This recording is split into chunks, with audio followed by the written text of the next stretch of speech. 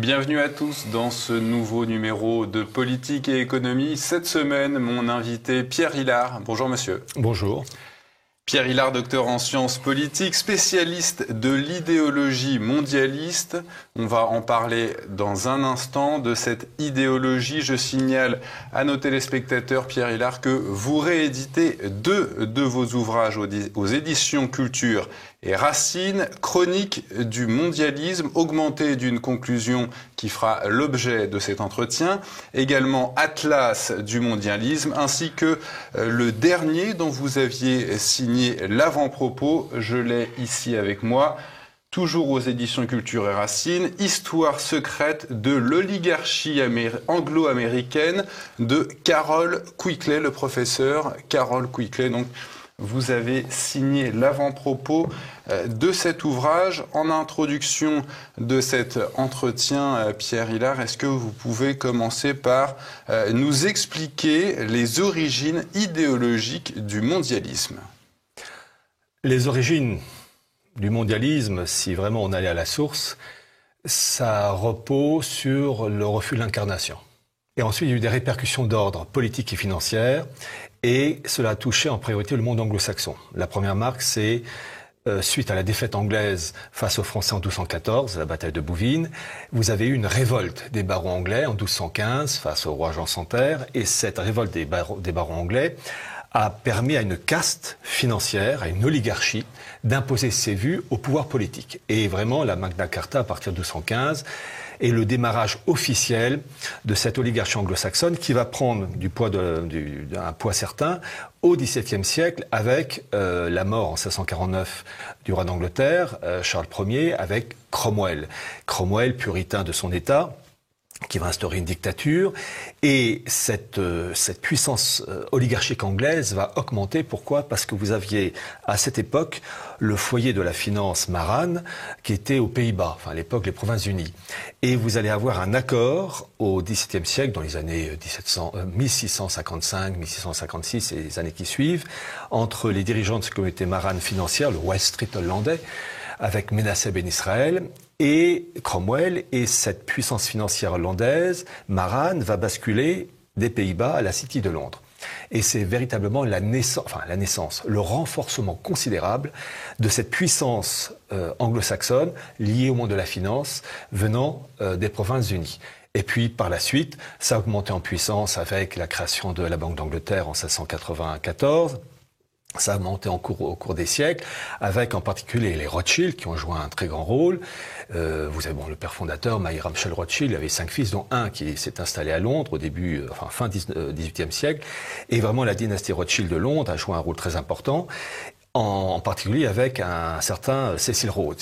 Cecil Rhodes qui est le grand représentant de l'Empire britannique, mais ce dernier n'a pu agir qu'en fonction, entre autres, de Nathan de Rothschild. Et c'est ça qui est raconté en particulier dans le livre, le magnifique livre de Carroll Quigley, qui était un très grand professeur aux États-Unis d'histoire, qui a enseigné dans les plus grandes écoles, enfin universités américaines. Et j'ai eu le privilège de faire cette préface, et il explique parfaitement cette élite anglo-américaine de la deuxième moitié du 19e siècle, 19e jusqu'aux années 50 en gros. Et il a expliqué dans ce livre justement qu'il était d'accord avec les objectifs de ces mondialistes auxquels il appartenait, oui, mais qu'il dénonçait ces méthodes. Oui, parce que ce sont des méthodes, comment dire, secrètes. Voyez-vous, chose intéressante, Quigley est mort en 1977, il a demandé que son livre paraisse après sa mort. 81. Et effectivement, c'est en 81, Anglo-American Establishment. Bon. Pourquoi? Parce qu'il montre, avec des références extraordinaires, la politique secrète d'une élite anglaise, en lien avec une élite américaine, pour instaurer une puissance anglo-saxonne pour diriger le monde. Et cela touche donc le milieu de la finance, le milieu politique, en lien entre autres avec le roi Édouard VII. Évidemment, la figure de proue dans cette histoire, c'est Cecil Rhodes, mais aussi de toute une ramification. Et le fils spirituel de Cecil Rhodes, c'est Alfred Milner. C'est lui qui va lancer les fameuses bourses d'études Cecil Rhodes, déjà initiées par Rhodes lui-même, et c'est lancé à partir de 1904, c'est pour recruter des personnes, des étudiants, domaines politiques, économiques, juridiques, militaires, appelés à occuper des postes élevés. Et donc, depuis 1904, Alfred Milner a joué un très grand rôle. dans ce qu'on appelait le groupe Milner.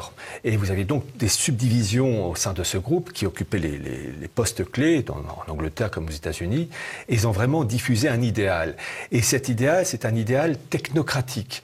Voyez-vous, on en parlera peut-être tout à l'heure, mais il faudra parler de la fondation franco-chinoise, la France China Foundation, et parmi les partenaires de cette fondation, vous avez la Banque Lazare. Eh bien, un des représentants de la Banque Lazare dans les années 20 s'appelait Robert Brandt, lié à Milner. Et ce Robert Brandt disait que les démocraties devaient être évacuées au profit d'une oligarchie, parce qu'il précise que les démocraties ne sont pas faites pour établir des budgets équilibrés. Il n'y a qu'eux, en tant que technocrates avant l'heure, qui sont en mesure de bien régenter le genre humain. Alors venons-en à l'actualité, Pierre Hilard, et à l'actualité covidienne. Ouais. On va rappeler que cette maladie est apparue en Chine en novembre 2019. Le fait est que plusieurs organisations internationales avaient déjà imaginé une pandémie d'origine animale. À partir de 2010, vous en pointez les détails pour le moins troublants dans la version augmentée de la réédition des chroniques du mondialisme. Expliquez-nous. Oui, c'est dans une très longue conclusion, que donc rédigée pour Chroniques du mondialisme aux éditions Culture et Racines, et livre qui sort début novembre, je l'indique, où j'ai expliqué un peu l'arrière-fond, la chronologie. Effectivement, la Fondation Rockefeller a, en 2010, présenté un rapport avec différentes possibilités, en particulier le rapport qui explique possibilité d'une pandémie qui cause énormément de morts et qui oblige à l'instauration de mesures dictatoriales pour gérer la situation et le désordre. Qu'il y ait une certaine autorité forte pour gérer une situation bancale. Je veux bien. Le problème, c'est qu'ils ajoutent que même lorsque le problème passe, que la pandémie est surmontée, ces mesures autoritaires perdurent. Et d'ailleurs, élément révélateur, le rapport de la Fondation Rockefeller est agrémenté de plein de caméras de surveillance qui, elles, ne sont pas démontées après la pandémie. Mesures qui perdurent et qui s'intensifient. Et qui s'intensifient. Oui, c'est vous-même qui ajoutez ce mot, qui sert qu'en fait, il serre la vis encore plus. L'histoire du Covid, c'est un outil au service d'une cause supérieure, c'est-à-dire création d'une gouvernance mondiale avec une spiritualité bien particulière.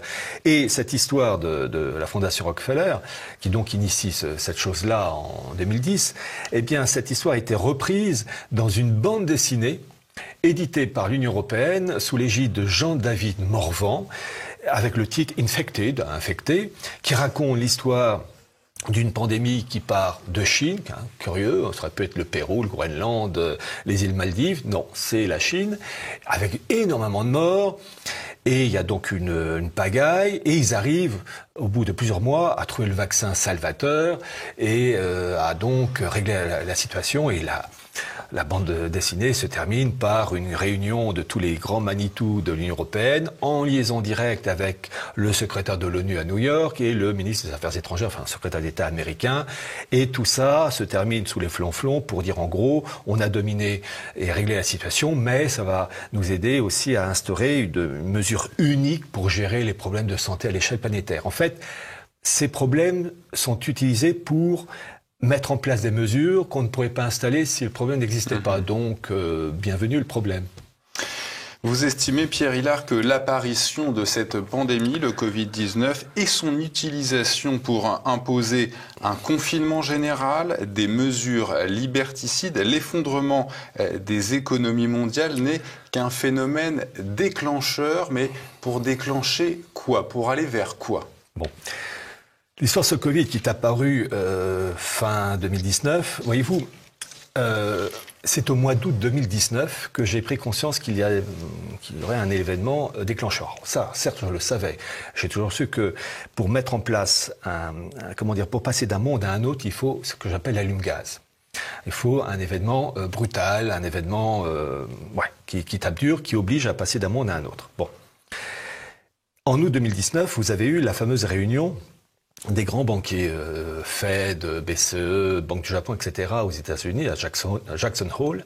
Et là, vous avez eu le patron de la Banque d'Angleterre, qui s'appelle McCartney, qui a prononcé un discours qui est sur le site de la Banque d'Angleterre, où il dit que c'est la fin du dollar, qu'il faut mettre en place une monnaie synthétique hégémonique et il précise que cela ne se fera pas sans heurts. C'est la formule ouatée de ces princes du mondialisme qui vous disent avec une tasse de thé que ça va se produire dans un événement cataclysmique. Bon.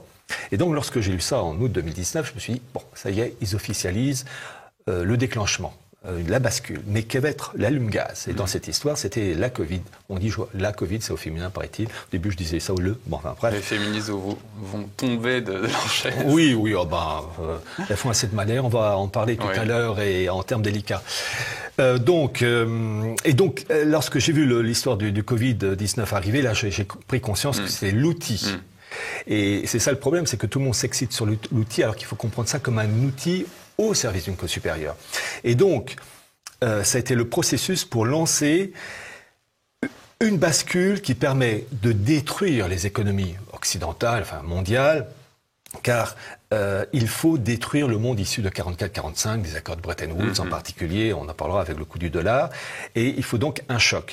Et donc il y a eu ce confinement, et pour vous montrer l'aspect liberticide de la chose, donc on a été bloqué du 17 mars au 11 mai, 2020, et ensuite il y a eu un déconfinement léger. On pouvait se déplacer de chez soi dans un rayon de 100 km sans avoir à présenter ses papiers. Eh bien, je demande aux personnes de se référer au grand classique, 1984, Orwell.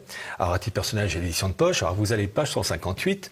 Et l'ami Orwell, donc livre paru en 1949, précise que dans ce monde kafkaïen et dictatorial, liberticide à souhait, eh bien, les personnes peuvent sortir de chez elles sans présenter leur papier d'identité dans un rayon de 100 km. Il faut croire que nos dirigeants se sont appuyés sur les propos d'Orwell. Je précise que là, je cite Orwell 1949, mais j'ai déjà, je crois, eu l'occasion de le dire sur ce plateau, et en tout cas de l'écrire dans mes livres, et je l'ai précisé dans la conclusion faite pour Chronique du mondialisme, c'est que tout le programme est annoncé dès 1516, dans Utopia de Thomas More. Annoncé aussi dans l'ouvrage d'Émeric Crusset, 1623, Le Nouveau Ciné, dans La Nouvelle Atlantide, de 1626 avec Francis Bacon je pense Anarcharsis Klotz avec la République du genre universel, la République du genre humain, d'ailleurs qui a été édité avec une préface de ma part aux éditions Omnia Veritas, un monde unifié, technocratique, un monde divisé en 1000 cases départementales, anticatholique, parce que le fond du mondialisme, dans son essence, c'est anticatholique. Hein, c'est l'élément clé, c'est le refus de la révélation. Ça, c'est quand on a compris ça, ça ouvre beaucoup de portes. Mais il ne faut pas trop les ouvrir parce que sinon on choque certains. Donc, bien comprendre ça. Et parmi les ouvrages qui annoncent et qui expliquent la situation actuelle, et on n'est qu'au début, j'en parle dans un de mes livres, Atlas du mondialisme. Il faut lire le livre de 1912 du colonel House, Philippe Dru, administrateur, qui explique dans le cadre d'une gouvernance mondiale en préparation. Colonel House qui était le conseiller du président Wilson. Et d'ailleurs, les fameux 14 points du président Wilson, c'est pas Wilson, c'est Colonel House. Petite précision, Colonel House, donc 1912, qui raconte, suite à une guerre violente aux États-Unis, une guerre civile, qui raconte un coup d'État, Philippe Dru, issu de West Point, le Saint-Cyr américain, et qui met en place une dictature avec abolition de la Constitution américaine et met en place un système politique et économique qui aurait plu, je le cite, même à Karl Marx.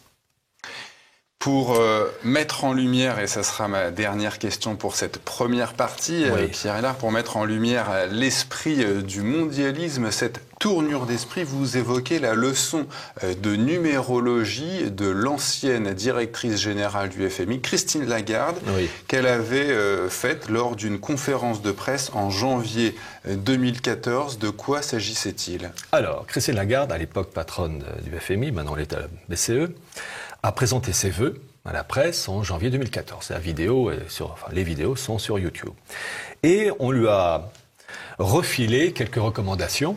Et d'ailleurs, elle-même le dit tout au début de la tribune, où elle met en valeur l'importance du chiffre 7.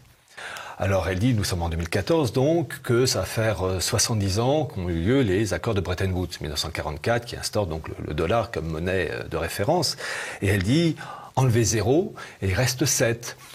D'ailleurs, elle dit 2014, enlever 0, 2, 1 et 4, ça fait 7. Enfin, bref, elle fait l'apologie du chiffre 7. Alors, il faut savoir que dans le mondialisme... Et pourquoi cette personne, qui est à l'origine avocate, s'intéresse à cette science numérologique? Alors, comme vous le savez, ceux qui nous dirigent, que ce soit les hommes politiques, les dirigeants financiers, etc., ne sont que les porte-paroles. Les vrais patrons sont dans les coulisses. Je citais tout à l'heure Alfred Milner, il est inconnu au bataillon, et pourtant c'est grâce à Quickley qu'on le sait, puisque, par exemple, la fameuse déclaration Balfour de 1917, celui qui l'a rédigée, ce n'est pas Arthur James Balfour, c'est Alfred Milner. Et on l'a su grâce au secrétaire privé de Balfour, qui l'a annoncé lors d'un discours au Parlement britannique en 1937. Et c'est Milner. Donc, j'allais dire que Christine Lagarde n'est que l'employé porte-parole, plus ou moins habile, plus ou moins efficace, de l'oligarchie qui mène le monde. Et donc on lui a dit, Christine, il va falloir faire l'apologie du chiffre 7. Ah bon, oui chef. Bon, d'ailleurs on sent au début, on la voit, elle est un peu à la fois agacée, amusée, puis un peu désorientée. Mais le chiffre 7 est très important. Lorsqu'on parle de James Bond 007, vous enlevez les euros, il reste le chiffre 7. Mais pourquoi le chiffre 7? Pourquoi pas James Bond 00215 ou 3027? Le 7, dans l'esprit de la Kabbale, qui est donc l'esprit du mondialisme, eh bien, exprime l'idée de... comment dire, de complémentarité. Je pense à quelque chose, peu importe.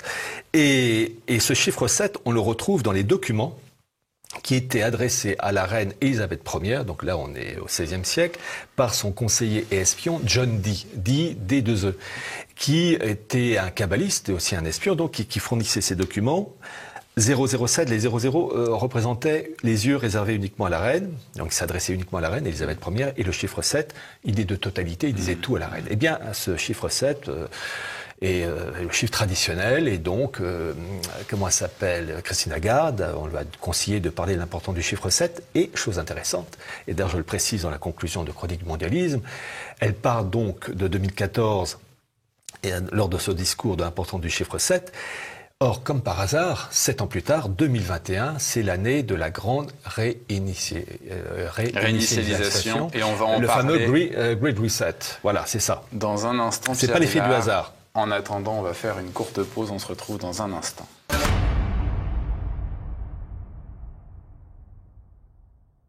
Toujours en compagnie de Pierre Hilard. Pierre Hilard, encore une fois, pour révéler cet esprit mondialiste, cette tournure d'esprit, vous avez également, vous vous êtes intéressé à la une du magazine The Economist, sorti en janvier 2019, intitulé The World in 2019.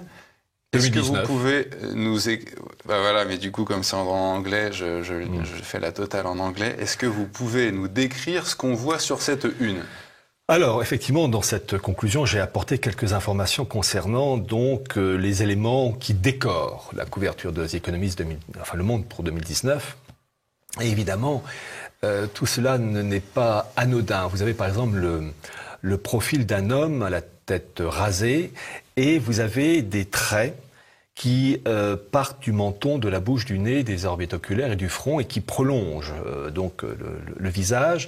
Et il est écrit à l'envers, comme le faisait Léonard de Vinci d'ailleurs, l'expression reconnaissance faciale. Donc on voit déjà cette marque on repère, on fixe les caractéristiques d'une personne. Bon.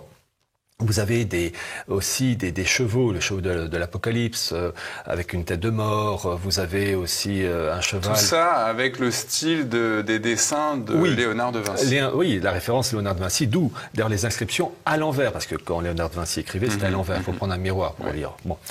Et vous avez donc des repères. Vous avez par exemple la cigogne qui porte un sac dans son bec. La cigogne, c'est celle pour les enfants qui apportent les bébés. Et là, vous avez en fait sur le sac un code barre suivi d'une série de chiffres. Et le code barre, c'est la marque numérique pour marquer les nouveau-nés. On en parlera dans le cadre de l'idée 2020. Référence à la RGPA. Oui, puis l'idée 2020, l'Institut pour marquer numériquement les enfants, qu'il y ait une trace. Bon. Et puis surtout, vous avez, en référence à Léonard de Vinci, vous avez l'homme de Vitruve. Alors, l'homme de Vitruve, pour ceux qui ne le verraient pas, c'est un homme debout, avec, comment dire, les bras et les jambes en mouvement, ce qui fait qu'il y a 2 bras à droite, 2 bras à gauche et les jambes multiples. Bon. Et quand on regarde cet homme de Vitruve sur la couverture de 2019, il est à la fois dans un rond et un carré. Et ça, c'est un symbolisme maçonnique. Le carré représente le monde physique et le cercle, le monde moral. Bon. Et cet homme de Vitruve, vous avez sur sa poitrine MeToo. Vous savez, ce mouvement féministe qui lutte, avec raison, contre tout ce qui est viol et abus contre les femmes. La chose en elle-même, elle est bonne. Mais c'est toujours le même principe, partir d'un principe juste et le dévier. Ces mouvements féministes, donc MeToo, qu'on voit sur la poitrine de l'homme de Vitruve, ça a pour objectif de détruire la famille traditionnelle et de réduire l'influence, et même de détruire l'influence de l'homme, du père de famille. Et d'ailleurs, vous avez Sylvain Durin dans Le sang qui nous lie, aux éditions Verbeo, qui explique ça très bien. Donc c'est en fait pour détruire un concept de famille traditionnel aux dépens du père. Vous avez aussi dans un des bras, droit ou gauche, peu importe, vous avez à la fois, comment dire, une balle. Une balle, ça c'est tout ce qui est jeu, et vous avez aussi du hashish, du pain et des jeux. De cannabis. Voilà, du hashish, cannabis, oui. Et donc tout ça c'est fait pour à la fois présenter le côté des pains et des jeux, c'est-à-dire on distrait les gens et puis en même temps on les étourdit avec les drogues. Puis l'autre, vous avez le smartphone, l'importance du smartphone pour contrôler les gens. On verra ça dans le cas du vaccin avec les nanoparticules. Smartphone avec une balance déséquilibrée. Voilà. Et puis vous avez en particulier sur l'avant-bras droit, je crois, de l'homme de Vitruve, sur la couverture des économistes, une hélice de l'ADN. Alors ça c'est la marque, la signature, j'allais dire, de la bête, puisque pour contrôler, comment dire, les êtres humains, il faut connaître leur code génétique. Et cela se fait dès la naissance, même avant leur naissance. Donc vous avez cette hélice ADN sur l'avant-bras. Donc on a des représentations qui annoncent notre avenir, et un avenir qui arrive au grand galop. Alors justement, on vous évoquait à l'instant, Pierre Hilard, le vaccin dont tout le monde parle. Déjà en décembre 2019, le quotidien Le Monde révèle que la société Microsoft, de Bill Gates finance un projet d'ingénieur du MIT, qui est la plus grande université américaine de technologie. De quoi s'agit-il? Oui, alors, vous avez ce qu'on appelle la fondation Bill et Melinda Gates, qui travaillent en liaison avec la fondation Rockefeller, avec Gavi, c'est les vaccins. Et alors, cet article du Monde, on ne peut le comprendre qu'avec un peu l'arrière-fond. Vous avez eu, je citais la fondation Rockefeller en 2010, mais vous avez eu aussi une réunion en octobre 2019 du John Hopkins Center, en liaison avec la fondation Bill et Melinda Gates, et avec des représentants du monde médical, des vaccins, pour promouvoir l'idée, de vaccins pour répondre à une pandémie. Et l'objectif du sujet, c'est en fait de favoriser des vaccins qui contiennent des nanoparticules. C'est ce que raconte en particulier l'article du Monde. Mais Le Monde, si eux le disent, quand on sait que c'est un journal on est presque sauvé. Oui, c'est en fait, je vais vous dire, lorsque les médias officiels commencent à exposer des informations que nous connaissons via des moyens plus discrets, mais que nous connaissons depuis des années, c'est que vraiment on se rapproche de la bascule. Quand le système est obligé d'officialiser des choses dénoncées par, entre guillemets, les complotistes. Il n'y a pas de complot, mais ça veut dire que vraiment ils sont obligés de le dire. Et donc ce journal Le Monde montre bien qu'il y a une volonté de vaccins. Ils l'écrivent. D'ailleurs, j'ai mis l'article en entier. Des nanoparticules, et on pose un smartphone, et ça fait bip, et on peut savoir si vous êtes vacciné. Et bien évidemment, qu'est-ce que ça correspond à quoi? Une sorte de marque de la bête, déjà dénoncée par Saint Jean, dans l'Apocalypse de Saint Jean. Vous avez ça dans le chapitre 13, versets 16-18, je crois, où nul ne pourra acheter et vendre s'il n'a pas la marque sur la main, le front. Et c'est particulièrement grave, parce que la fondation Gates, en liaison avec tous ces mouvements, ces organismes, et travaille en liaison aussi avec Microsoft. Alors, Microsoft, créé évidemment par Bill Gates, et ils ont, au mois de mars 2020, mis en place un brevet qui a pour objectif de pouvoir contrôler l'activité corporelle des gens en fonction de l'injection de nanoparticules dans leur corps. Bon, eh bien le brevet porte le chiffre 666. Et d'ailleurs, j'ai mis le document dans le livre Chronique du mondialisme comme trace papier le jour où cette information disparaîtra. Au moins, il y aura une trace.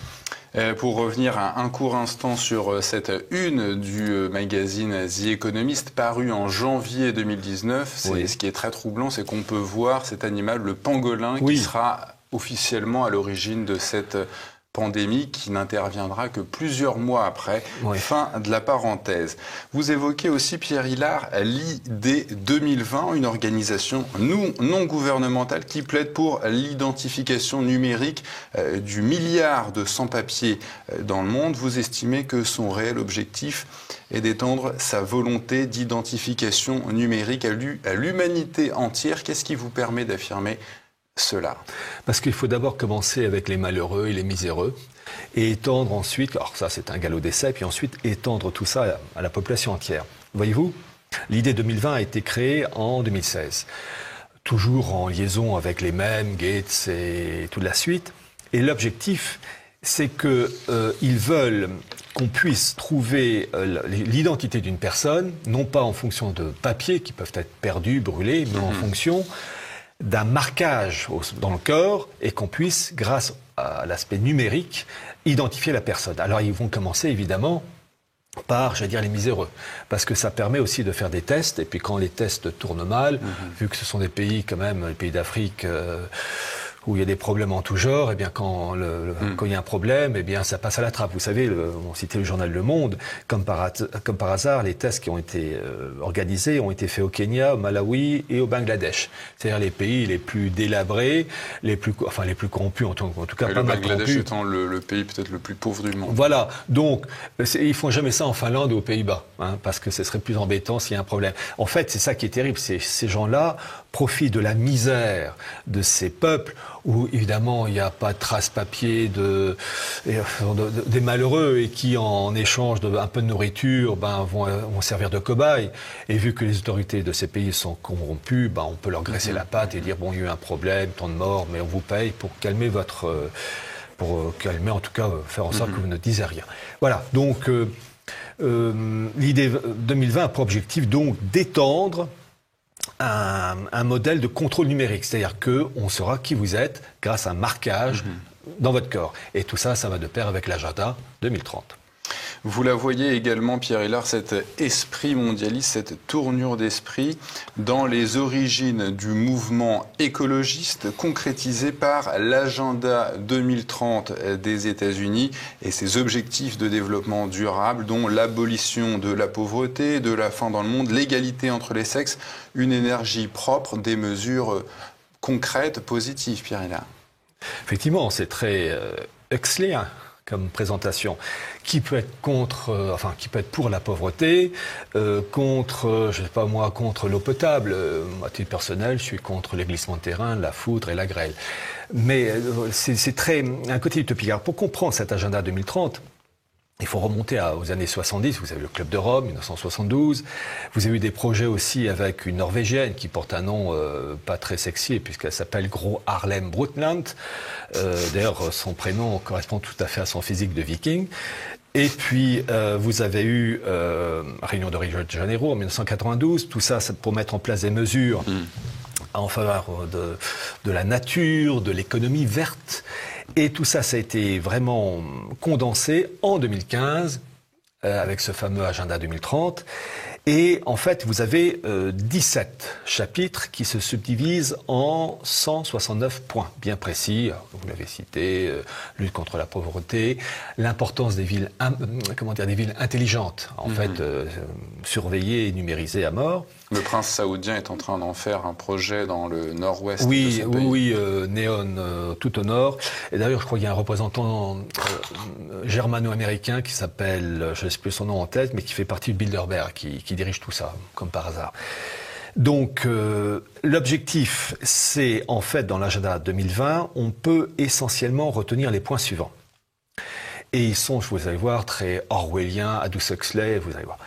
En fait, il s'agit d'abord d'assurer ce qu'ils appellent une santé procréative, c'est-à-dire santé dans le domaine sexuel, avec l'arrière-fond eugénisme et transhumanisme. Bon, c'est-à-dire que dans Huxley, vous avez 5 niveaux d'intelligence, entre les super intelligents, alpha, les plus abrutis, epsilon, puis les intermédiaires, il y en a 3, grâce à des manipulations génétiques. Et tout ça coordonné en fonction des intérêts économiques.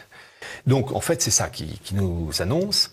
Vous avez donc la santé procréative, vous avez l'annonce d'une citoyenneté mondiale, donc en liaison avec une gouvernance mondiale.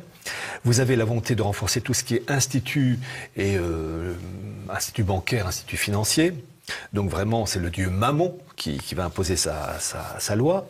Volonté de renforcer tout ce qui est coopération régionale et transfrontalière. Ça, le sujet, je le connais, puisque tout ce qui est, en particulier dans le cadre de l'Europe, la coopération transfrontalière, c'est l'ARF, l'Association des régions frontalières européennes, qui a pour objectif de faire disparaître les frontières des États entre France-Allemagne, France-Espagne, etc. Volonté d'assurer l'immigration dans tous les pays, dans l'agenda 2030. Alors, ils appellent ça une migration planifiée et bien gérée, tout ça pour parler d'une invasion migratoire qui a pour objectif de mélanger les populations et de dissoudre les nations. Mais vous avez tout le programme, on l'a cité tout à l'heure, en 1792, avec Anarchakis Klotz, la République du genre humain, qui dit qu'il faut faire disparaître, l'unité des nations, qu'il faut rougir du mot étranger en faisant venir des Péruviens, des Chinois, des Cafres, enfin des Noirs, c'est la formule de l'époque. Voilà. Donc en fait, l'agenda 2030 n'est que l'expression d'un programme ancien. Je citais tout à l'heure Aimé Crusset. Aimé Crusset, c'est une population, une gouvernance mondiale, une monnaie mondiale, avec une population mélangée. On ne fait pas la différence entre le pays d'accueil et le commerçant qui vient de l'étranger, dans le bouquin de 1623. Donc vous voyez, l'agenda 2030, il n'invente rien, il ne fait que moderniser des projets qui sont multiséculaires, de destruction des nations dans le cadre d'une gouvernance mondiale et d'une spiritualité qui a pour objectif de s'opposer à la révélation. Pierre Hilard, je vous propose, avec nos téléspectateurs, de faire une pause. On revient dans un instant pour la troisième et dernière partie.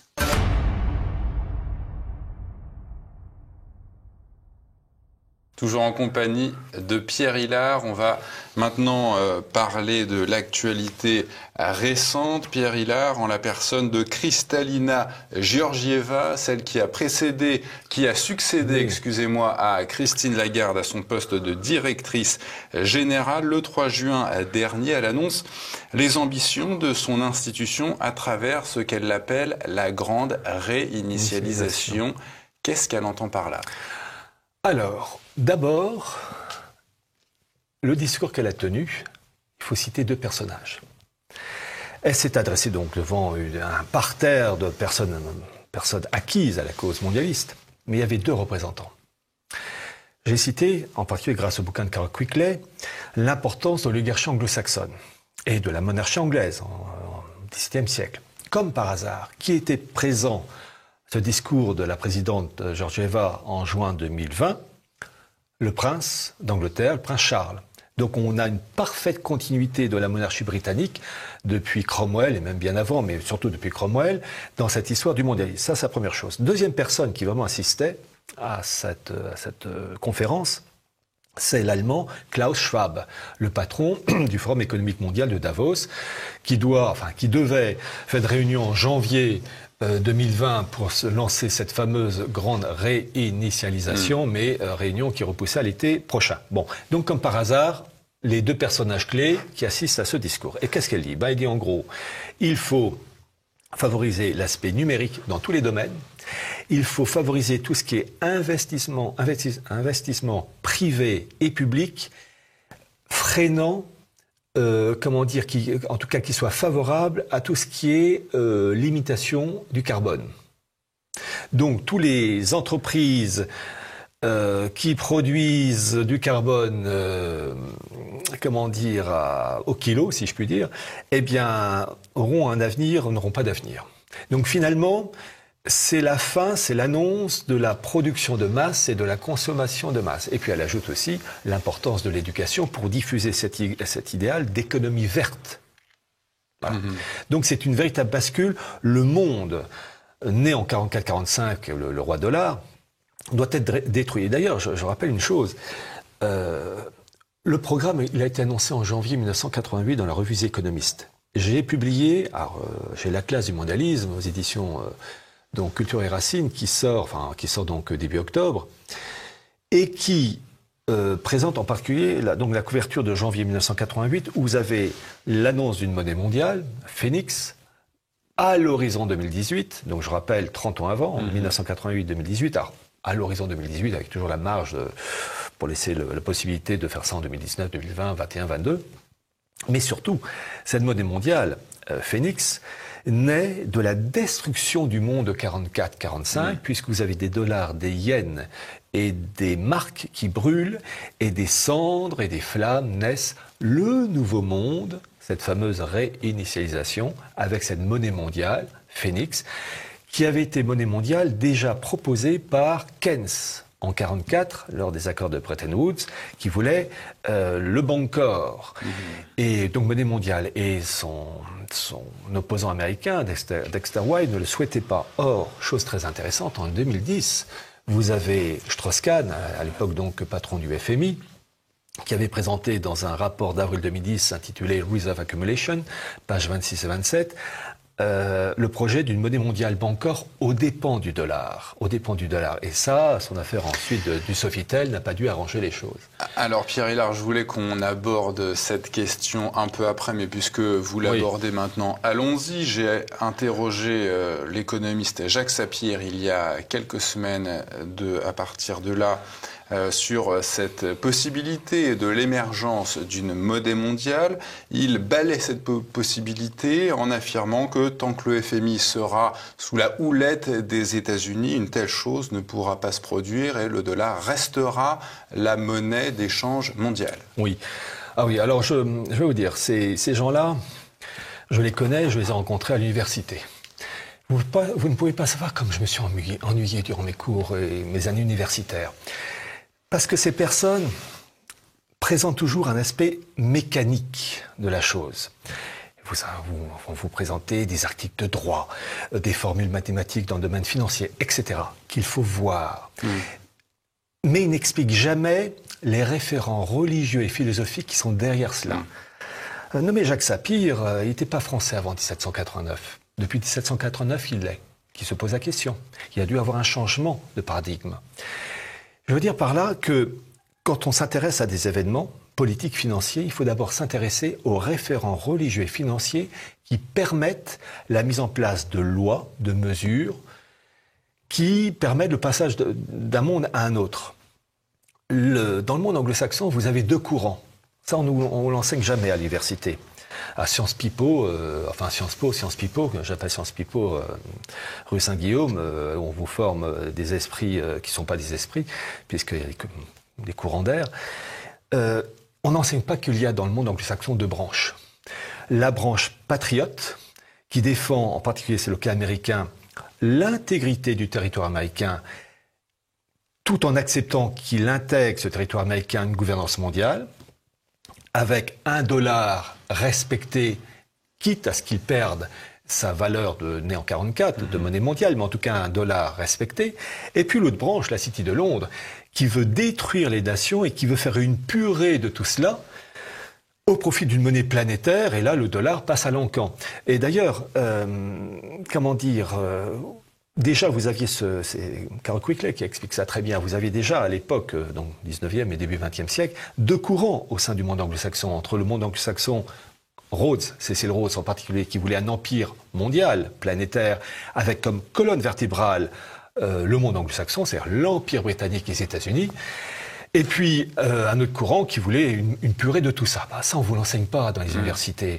Et il faut impérativement connaître cela. Donc, actuellement, vous avez aux États-Unis qui sont en cours en préparation de guerre civile, vous avez deux courants.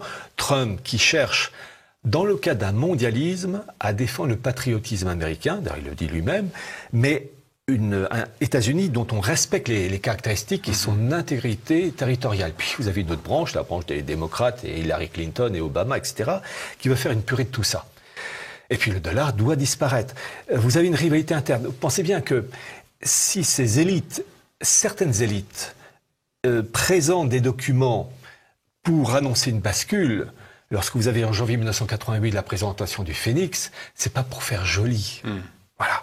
Lorsque on étudie la famille des Warburg pour la création entre autres de la BRI, Paul Warburg en particulier, la BRI, qui a donc la Banque des règlements internationaux, qui a son siège à Bâle. Bon, c'est la super banque qui dirige Fed, BCE, Banque du Japon, etc. Il y a une raison, il y a une finalité matérielle qui repose sur une idéologie, une pensée devoir, une pensée spirituelle, une pensée très terrestre, qui est contraire au catholicisme. Et ceux qui est contraire au catholicisme, je leur demande de regarder ce qui se passe depuis 2000 ans. Enfin, on a envie de dire à ces gens-là, le problème chez ces intellos diplômés et ennuyeux très souvent, c'est que on n'apprend pas les causes profondes. On n'apprend pas. C'est qui sait dans ces milieux l'histoire de Cromwell, du passage de la superpuissance économique marane des Pays-Bas à la City fin XVIIe siècle. Et pourquoi ? Je voudrais, Pierre Hillard, je donne la réponse dans le bouquin. J'ai encore quelques questions à vous poser. Je voudrais qu'on revienne à Klaus Schwab, le fondateur et directeur du Forum économique mondial, dont la prochaine réunion prévue pour l'été prochain est déjà intitulée « Le temps de la grande remise à zéro ». Dans son ouvrage d'ailleurs, Klaus Schwab, Covid-19, The Great Reset, il écrit, je le cite, le remplacement, et en parlant de cette remise à zéro, c'est le remplacement des idées, des institutions, des processus et des règles actuelles. Il estime que cette remise à zéro passera par la nécessité d'avoir des gouvernements plus forts et plus efficaces. À quoi pense-t-il ? La dictature. En fait, c'est ça. La dictature, en fait, ce qu'on met en place, vous avez une formule, vous savez, il faut toujours s'intéresser aux personnes qui ont une intelligence fine et qui ont reçu une éducation classique. Après, ces personnes appliquent plus ou moins bien leur éducation, et je pense en particulier à une pourriture sur deux pattes qui s'appelait Charles-Maurice de Talleyrand, évêque apostat. Une merde dans un bas de soie, oui, qui disait Napoléon Ier. Et Talleyrand avait répondu, les dommages qu'un homme aussi grand puisse tomber aussi bas. Bon. Mais il faut toujours s'intéresser aux personnes qui sont fines, c'est-à-dire qui ne sont pas passées par les milieux universitaires de Sciences Po et qui font que ces personnes-là vraiment apportent des informations. Bon, pourquoi je parle de Charles-Maurice de Talleyrand ? Parce que lui, il avait parfaitement compris, et j'en parle dans un de mes livres, Archimondialisme, la bascule de 1789, le changement des référents religieux et philosophiques avec les conséquences politiques et financières. Et j'en parle parce qu'il avait une expression pour ça. Agiter le peuple avant de s'en servir. Le principe de l'origine avant l'heure. Bon. La Covid-19, c'est l'orangina. C'est-à-dire qu'on crée un désordre complet. Les économies sont littéralement chancelantes et vraiment. Et tout cela pour passer à une vitesse supérieure qui va justifier la mise en place de mesures liberticides qui n'auraient pas pu être instaurées s'il n'y avait pas eu cette bascule, en tout cas ce choc. Et donc, Klaus Schwab, en gros, il nous annonce en bon oligarque technocrate de base, qu'on va nous cirer de kiki, mais surtout, on va retenir, c'est ça qui est frappant chez ces gens-là, ils ont une vision utilitaire de l'être humain, c'est-à-dire ne seront gardés que les gens utiles au bon fonctionnement de la machine planétaire, et ils seront prêts à s'en débarrasser. Parler d'une humanité réduite. Oui. Alors, vous savez, on parle parfois du Georgia Guidestone aux États-Unis, ces blocs de pierre, granit, qui ont été installés au début des années 80 aux États-Unis, donc. Par qui ? Alors, écoutez, si vous connaissez le nom, ça m'intéresserait, parce qu'on ne connaît pas. On connaît ceux qui ont mis ça en place, mais les promoteurs en arrière-fond, ça on ne sait pas. Et d'ailleurs, c'est très intéressant parce qu'ils indiquent qu'il faut mettre en place une humanité unie, avec une sexualité de reproduction, l'eugénisme et le transhumanisme. Les mots ne sont pas cités, mais l'idée est là. Et donc, une humanité de 500 millions de personnes. Alors, sans quoi, vous savez, il faut rentrer dans leur mentalité à eux. Ils ont pigé que pour contrôler l'humanité, 500 millions de personnes, le traçage numérique, les techniques actuelles, une oligarchie qui contrôle tout ça, et vous faites marcher la boutique. Bon, le reste devra disparaître. Maladie, faim, une humanité guerre. Réduite, surveillée, tyrannisée, asservie. Oui. pour la bonne marche économique du Oui, monde. et surtout, il y a une chose, alors ça c'est peut-être le plus dur à expliquer, dans leur esprit à eux, de ces élites messianiques, avec un arrière-fond satanique, c'est que le fait de laisser mourir des gens, c'est une offrande, une odeur agréable à l'Éternel. Et la rédemption par le péché. C'est la rédemption par le péché. Ça, j'en parle dans l'Atlas du mondialisme. C'est-à-dire que c'est ça aussi que je me répète, mais tous ces intellos qu'on voit à la télévision, qui nous enquiquinent avec des explications à la mort moelle où on n'apprend rien, n'ont pas compris que les effets, enfin les éléments matériels que l'on voit reposent sur une spiritualité qui est satanique, moi j'appelle ça satanique, d'offrande d'humanité qui doit disparaître. Et c'est le principe d'une odeur agréable à l'Éternel. Vous savez, les guerres de la Première et Seconde Guerre mondiale ont rendu service à certaines élites. Le génocide arménien de 1915 a rendu service, car lorsque vous connaissez l'arrière-fond, vous savez qu'il faut, chez ces gens-là, détruire pour désinfecter et faire disparaître un courant d'idées au profit d'un autre. Courant d'idées. Un courant d'idées qui met à bas les idées issues de la révélation. Quelles seront, Pierre Hilard, ça sera ma dernière question, la réaction des populations face à ce projet? Est-ce que ça se passera dans le calme ou est-ce que ça se passera dans la douleur? Alors, actuellement, on assiste à ce qu'on appelle une démolition contrôlée. Mais on est sur Terre. Et le mal, s'il est tout puissant actuellement, n'a pas tout en main. Et mon espoir, et ça j'y crois, c'est qu'à un moment donné, ça va leur échapper des mains. Et donc, ça sera aux populations de se révolter, ce que j'appelle l'instinct de survie. C'est-à-dire que il faudra, et c'est le plus dur, que les gens comprennent qu'on a en face de nous les ennemis du genre humain.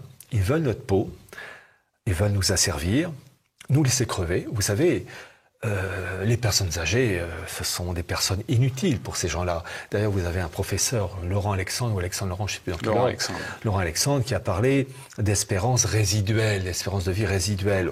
Il voulait tester les vaccins sur ces personnes âgées. Vous voyez la mentalité, c'est-à-dire qu'en gros, bon, cette personne âgée a 6 mois, 1 an, 2 ans à vivre, bon, on va tester le truc, hein, et puis si ça meurt... Vous voyez la mentalité. Le problème, c'est qu'il n'y en a pas un comme lui. Il y en a... Bill Gates, on est malheureusement un des représentants.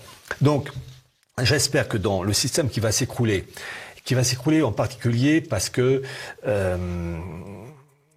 vraiment il faut passer d'un monde à un autre, eh bien, j'espère que les gens vont prendre conscience. Je vais vous citer un exemple. Les gens doivent prendre conscience. Un exemple, j'ai découvert récemment le rôle de la France China Foundation, qui a été créée en 2012. Eh bien, vous avez, alors c'est soutenu par l'Institut Mérieux, c'est tout ce qui est vaccin, etc. Mais vous avez aussi la Banque Lazare, vous avez AXA, enfin bref, le gratin. Eh bien, chaque année, ils donnent un prix Young Leader. Alors, il y a plusieurs heureux bénéficiaires, chinois et français. Pour l'année 2019, celui qui a reçu ce prix Young Leader, c'est Olivier Véran. En 2013, c'est Édouard... de la Santé. Ministre de la Santé. Édouard Philippe, en 2013, a été Young Leader de la fondation de la France China Foundation. Et donc, vous avez vraiment une élite qui est cooptée, choisie, et qui a un objectif, imposer un ordre, et c'est ça qu'il faut comprendre, un ordre mettant à bas l'héritage de la révélation. Pierre Hilard, pour terminer cet entretien, je rappelle le titre de vos ouvrages réédités chez Culture et Racine, Chronique du mondialisme, Atlas du mondialisme, et cet ouvrage dont vous avez signé l'avant-propos, Histoire secrète de l'oligarchie anglo-américaine du professeur Carroll Quigley, à paraître en novembre prochain. Non, Quigley, il est déjà sorti, vous pouvez l'avoir. Pareil pour l'Atlas, Chronique mondialisme, c'est début novembre. Je dis une chose très rapidement, je demande aux personnes intéressées par ces ouvrages de les acheter rapidement. On vit dans une situation de bascule. Ces livres-là, il y en a quelques-uns qui ont été donc fabriqués. C'est pas sûr qu'ils soient réimprimés, vu la situation, des blocages, etc. Donc dépêchez-vous de vous les procurer, au moins de les avoir. Peut-être qu'il n'y aura pas un autre tirage. Merci Pierre Hilard d'être venu sur notre plateau.